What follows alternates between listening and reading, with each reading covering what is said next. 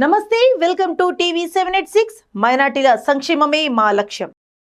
మస్జిద్ సానీ మష్క్ కురియా ప్రారంభమైనది.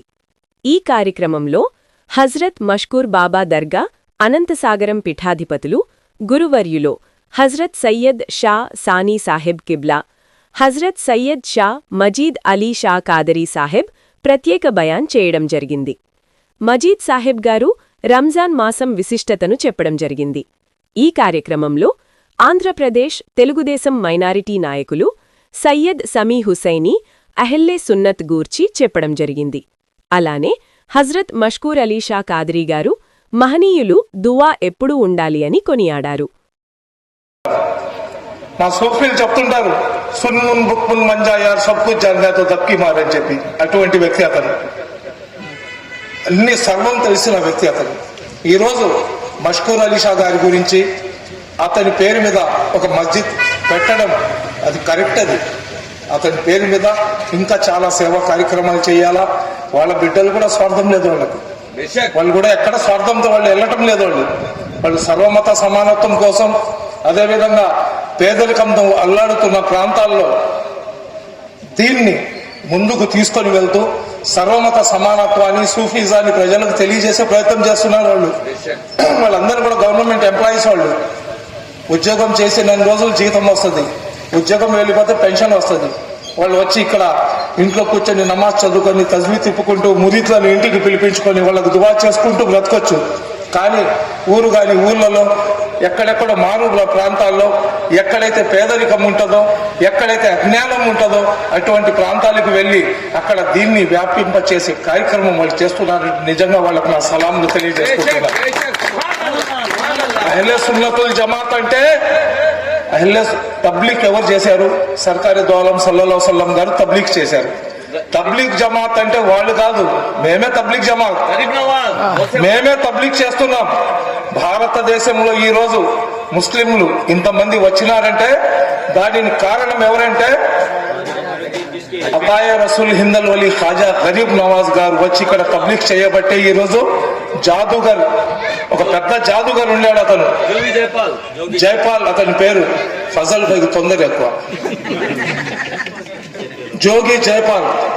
అతను ఏంటంటే రకరకాలుగా ఖాజా గరీబ్ నవాజ్ గారికి అడ్డు తగిలినాడు. అయితే ఏదైతే కాసా ఉంటుందో, కాసా అంటారనమాట, ఫకీర్ల దగ్గర ఉంటుంది కాసా. అది దాంట్లో అనాసాగరం అనే ఒక చెరువును లోపలికి తీసుకున్న తర్వాత కాళ్ల మీద పడి ఇస్లాంని అతను స్వీకరించినాడు. అటువంటి త్యాగాలు చేసింది ఎవరు? సూఫీలు. కాబట్టి తబ్లీగ్ జమాత్ అంటే సూఫీలే. అహ్లే హదీస్ అని వాళ్ళు చెప్పుకుంటున్నారు. అహ్లే హదీస్ అంటే ఎవరు? మేమే. ఖురాన్ హదీస్ మొహమ్మద్ ప్రవక్త గారు చూపించిన మార్గంలో మేమే నడిచేది. కాబట్టి అహ్లే హదీస్ కూడా మేమే. కానీ మాలో ఉన్న చిన్న తప్పు ఏంటంటే 5 పూట్ల నమాజ్ మేము చదవము. 5 పూట్ల నమాజ్ మేము చదవము. మా పీరే ముర్షద్లు కూడా నమాజ్ చదవరు. క్యా సాహెబ్ రుహానీకి నమాజ్ పడతా హూ బేటే, నువ్వు నమాజ్ రుహానీకి చదివేటప్పుడు ఖానా కూడా నాకు రుహానీగా తిను. నమాజ్ రుహానీ నమాజ్ నువ్వు చదివేటప్పుడు అన్నం కూడా రుహానీ. ఖాళీ బాస్ సున్నాగో రఖదానా సాహెబ్ ఖానా ఖలానా ని, సాహెబ్ మచ్చికి సలా సుంగో రఖదాలో, साला गोश्त का साला साहब सुंदर रखता लो. तुम्हें कब 5 खुद की नमाज पढ़ेंगे तब 3 खुद का खाना खाओगे. मालो మార్పు రావాలా. అహ్లే సున్నతుల్ జమాత్ ఎప్పుడు దాకైతే భారతదేశంలో ఉంటుందో, అహ్లే సున్నతుల్ జమాత్ ఎప్పుడు దాకైతే ఈ ప్రపంచంలో ఉంటుందో అప్పటిదాకా ముస్లింల జోలికి ఎవరు రారు. ఎందుకంటే అహ్లే సున్నతుల్ జమాత్ అందరినీ కలుపుకొని వెళ్తుంది. సర్కారీ దౌలం సల్లల్లాహు అలైహి వసల్లం యహూదన్ ఎవరైతే ఉంటుందో ఇంట్లో ఉన్న చెత్త చెదారాన్ని చిమ్మి సర్కారీ దౌలం సల్లల్లాహు అలైహి వసల్లం పైన వేసేది.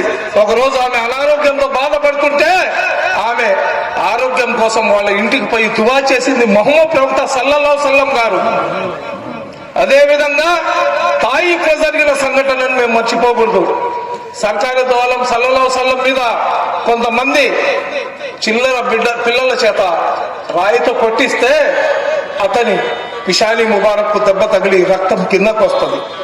రక్తం కింద పడే లోపల అల్లా జల్ల జలాలహు చెప్తాడు, ఏ జిబ్రాయిల్ అమీన్, ఆ రక్తపు చుక్క భూమి మీద పడే లోపల తాయిఫ్ని సర్వనాశనం చేసేయమని చెప్పి జిబ్రాయిల్ అమీన్ వచ్చి మొహమ్మద్ ప్రవక్త గారిని అడుగుతారు, ఏ సల్లల్లాహు సల్లం గారు, అల్లాహ్ సుబ్హానహు వ తఆలా ఈ విధంగా నాకు ఆజ్ఞాపించారు తాయిఫ్ని సర్వనాశనం చేసేయమని చెప్పి, మీరేం చెప్తారని అడిగితే వాళ్ళు అమాయకులు, వాళ్ళని క్షమించమని చెప్పిన కారుణ్యమూర్తి మొహమ్మద్ ప్రవక్త సల్లల్లాహు అలైహి వసల్లం. ప్రపంచంలో శాంతి సందేశం ఇచ్చేది ముస్లింలే. అయితే కొంతమంది జమాత్లు ఇజ్రాయిల్ కంట్రీకి చెందిన యహూదులతో కలిసి ఇస్లాంను సర్వనాశనం చేస్తూ మొహమ్మద్ ప్రవక్త గారి ప్రేమను ముస్లింల గుండెల్లో నుంచి తీసే ప్రయత్నం చేస్తున్నారు. అటువంటి వాళ్లతో మేము దూరం ఉండాలి. సోదరులారా, మనమందరం కూడా భారతదేశంలో ఉన్నాం, ఈ దేశాన్ని ప్రేమిస్తున్నాం. ఈ దేశం కోసం అందరికన్నా ఎక్కువ త్యాగాలు చేసింది ముస్లింలే.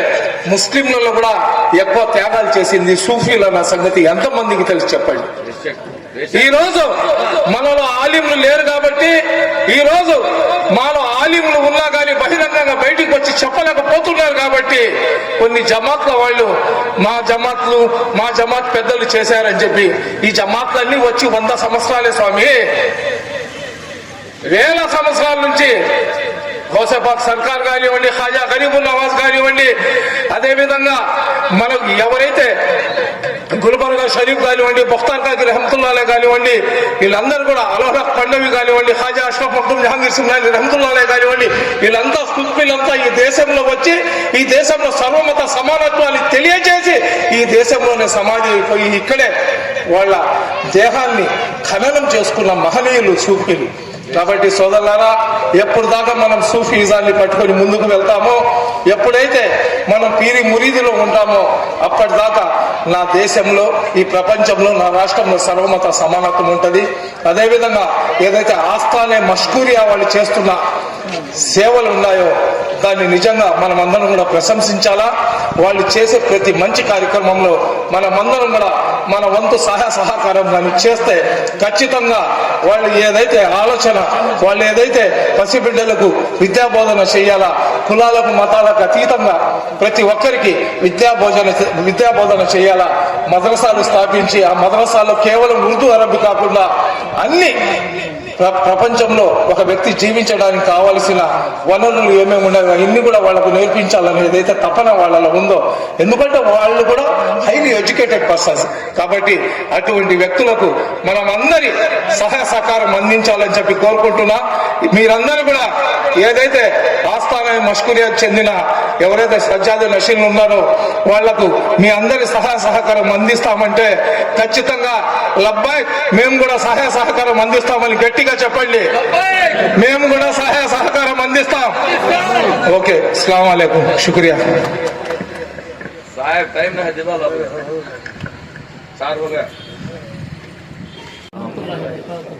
अल्लाह का एहसान और मेरे माँ बाप की दुआ, सरकार दो आलम सल्लल्लाहु अलैहि वसल्लम का सदका, बुजुर्गान दीन का सदका, अल्लाह वालों की महफिल में आने का शर्फ मुझे हासिल हुआ है. अल्हम्दुलिल्लाह ఈ ప్రాంతం అన్ని కులాలు అన్ని మతాలకు చెందిన వాళ్ళు ఇక్కడ నివసిస్తారు కాబట్టి నేను కేవలం ఉర్దూలోనూ హిందీలోనూ మాట్లాడితే మిగతా సోదరులకు అర్థం కాదు కాబట్టి తెలుగులో మాట్లాడాలనుకుంటున్నా. అల్లా యొక్క గృహం ఎక్కడ ఉంటుందో అక్కడ చుట్టుపక్కల ప్రాంతంలో అల్లా యొక్క రహమత్ నాజిల్ అవుతుంది. అల్లా సుబ్హానహు వ తఆలా రబ్బుల్ ముస్లిమీన్ కాదు, మొహమ్మద్ ప్రవక్త రెహమతుల్ ముస్లిమీన్ కాదు, అల్లా సుబ్హానహు వ తఆలా రబ్బుల్ ఆలమీన్, విశ్వంలో ఉన్న ప్రతి ఒక్కరి మీద కరుణా కృప చూపించేది అల్లా సుబ్హానహు వ తఆలా. అదేవిధంగా మొహమ్మద్ ప్రవక్త రెహమతుల్ ముస్లిమీన్ కాదు, ప్రపంచంలో ఉన్న ప్రతి ఒక్కరి మీద రెహమత్ దయా చూపించే వ్యక్తి మొహమ్మద్ ప్రవక్త సల్లల్లాహు అలైహి వసల్లం. సోదరులారా, మస్జిద్ అనేది మనిషి ప్రళయం దాకా చెడు నుంచి దూరంగా ఉండాలా, మంచిని ఆస్వాదించాలా, బ్రతికిన రోజులు ఏ విధంగా బ్రతకాలా, చనిపోయిన తర్వాత అల్లా దగ్గర తలదించుకొని నిలబడకుండా సంతోషంగా స్వర్గంలో ఎలాగ వెళ్ళాలనే మార్గాన్ని చూపించేదే మస్జిద్. చాలా మందికి ఇస్లాం ధర్మం అంటే ఏదో ఒక రకమైన బ్యాడ్ ఫీలింగ్ క్రియేట్ చేసే ప్రయత్నం చేస్తున్నారు. ఇస్లాం ధర్మం అంటే సర్వ మానవ వాళ్ళని సమానంగా చూసేది ఇస్లాం ధర్మం. ఇస్లాం ధర్మంలో మహారాజు వచ్చినా లేదా పని చేసుకునే కర్షకుడు వచ్చినా ఎవరు ముందు వస్తే ముందు సప్లో వాళ్ళు నిలబడతారు. ముందు సప్లో కర్షకులు నిలబడి ఆలస్యంగా మహారాజు వస్తే చెప్పుల దగ్గర నిలబడి నమాజ్ చదువుకోవడం నేర్పించింది ఇస్లాం. ఇస్లాంలో వర్గ విభేదాలు ఉండవు. ఇస్లాంలో తారతమ్యాలు ఉండవు. రంగును చూసి, డబ్బును చూసి, రూపాన్ని చూసి వాడికి పెద్దపీట వేయరు. ఎవరి దగ్గర అల్లా ప్రవక్త గారి చూపించిన మార్గంలో నడిచే శక్తి సామర్థ్యాలు ఉంటాయో వాళ్ళే ఇస్లాంలో ముందుకు వెళ్తారు. అదేవిధంగా ఈరోజు భారతదేశంలో సర్వమత సమానత్వం కోసం, అదేవిధంగా హిందూ, ముస్లిం, దళిత, క్రైస్తవ సోదరులందరూ కూడా ఐక్యమత్యంగా జీవిస్తున్నారంటే గర్వంగా దానికి కారణం సూఫీలని మేము చెప్పక తప్పదు.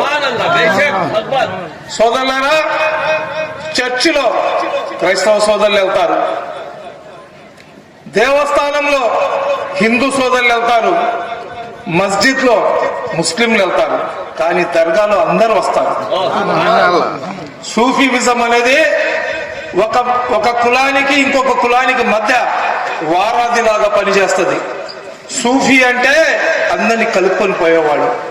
సూఫీ అంటే తన తప్పులను తెలుసుకుంటూ ప్రజలకు సరైన మార్గం చూపించేవాడు.